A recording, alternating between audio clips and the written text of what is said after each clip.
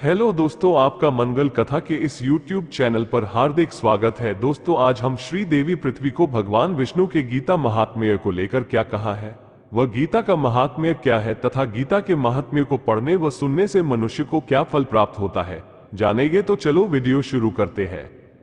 श्री पृथ्वी देवी ने पूछा, हे भगवान, हे परमेश्वर, हे प्रभु, प्रारब्ध कर्म को भोगते हुए मनुष्य को एकनिष्ठ भक्ति कैसे प्राप्त हो सकती है।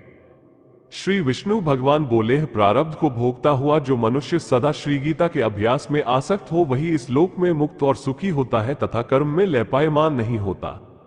जिस प्रकार कमल के पत्ते को जल स्पर्श नहीं करता, उसी प्रकार जो मनुष्य श्री गीता का ध्यान करता है उसे महापाप आदि पाप कभी स्पर्श नहीं करते। जहाँ श्री गीता की पुस्तक होती है और जहाँ श्री गीता का पाठ होता है वहाँ प्रयाग आदि सभी तीर्थ निवास करते हैं। जहाँ श्री गीता प्रवर्तमान है वहाँ सभी देवों, ऋषियों, योगियों, नागों और गोपाल बाल श्री कृष्ण भी नारद, ध्रुव आदि सभी पार्षदों सहित जल्दी ही सहायक होते हैं। जहाँ श्री गीता का विचार, पठन, पाठन तथा श्रवण होता है वहाँ हे पृथ्वी, मैं अवश्य निवास करता हूँ। मैं श्री गीता के आश्रय में रहता हूँ। श्री गीता मेरा उत्तम घर है और श्री गीता के ज्ञान का आश्रय करके मैं तीनों लोकों का पालन करता हूँ।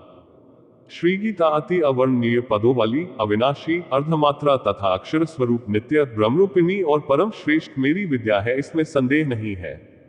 वो श्री गीता चिदानंद श्री कृष्ण ने अपने मुख से अर्जुन को कही हुई तथा तीनों वेद स्वरूप, परमानंद स्वरूप तथा तत्वरूप पदार्थ के ज्ञान से युक्त है। जो मनुष्य स्थिर मन वाला होकर नित्य श्री गीता के 18 अध्यायों का जप पाठ करता है वो ज्ञानस्थ सिद्धि को प्राप्त होता है और फिर परम पद को पाता है। संपूर्ण पाठ करने में असमर्थ हो तो आधा पाठ करे तो भी गाय के दांत से होने वाले पुण्य को प्राप्त करता है, इसमें संदेह नहीं। तीसरे भाग का पाठ करे तो गंगा स्नान का फल प्राप्त करता है और छठवें भाग का पाठ करे तो सोमयाग का फल पाता है।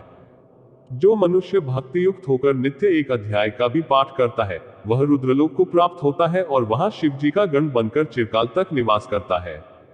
हे पृथ्वी, जो मनुष्य नित्य एक अध्याय, एक श्लोक अथवा श्लोक के एक चरण का पाठ करता है वो मनवंतर तक मनुष्यता को प्राप्त करता है।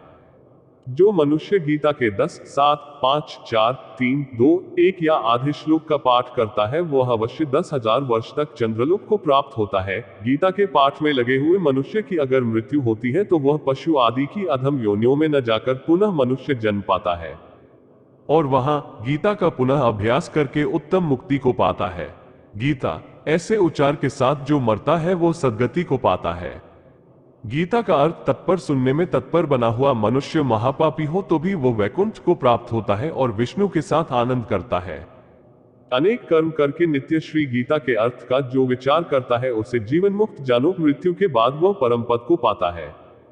गीता का आश्रय करके जनक आदि कई राजा पाप रहित होकर लोक में यशस्वी बने हैं और परम पद को प्राप्त हुए हैं। श्री गीता का पाठ करके जो महात्म्य का पाठ नहीं करता है उसका पाठ निष्फल होता है और ऐसे पाठ को श्रमरूप कहा है। इस महात्म्य सहित श्री गीता का जो अभ्यास करता है वह उसका फल पाता है और दुर्लभ गति को प्राप्त होता है। सूत जी बोले, गीता का ये सनातन महात्म्य जो मैंने कहा है, गीता पाठ के अंत में जो इसका पाठ करता है वह उपर्युक्त फल प्राप्त करता है। इति श्रीवराह पुराणे श्रीमद् गीता महात्म्यम संपूर्णम। धन्यवाद। प्लीज चैनल को लाइक एंड सब्सक्राइब जरूर करें।